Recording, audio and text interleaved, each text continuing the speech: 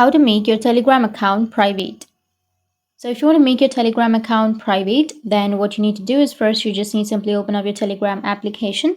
Once you open up your Telegram, you need to go with the top left, which has that 3 bar, and then tap on settings. Now once you tap on settings, here you will have an option of privacy and security. Tap on it.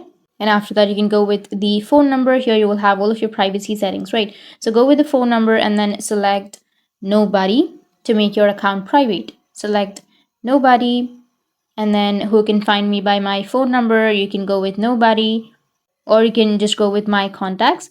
So users who add your number to their contacts will see it on Telegram only if they are on your contacts. And then go with the tick which is on the top right. And after that, go with last seen and online. Now you can simply choose your last seen time. So I've choose nobody, which is private. And then you can also add some exceptions, and you can hide your read time and your profile photos, who can see your profile photos and everything, and your forwarded messages, your calls and everything. You can simply make that to contacts only to make your account private, so that only your contacts will be able to contact you and not the others.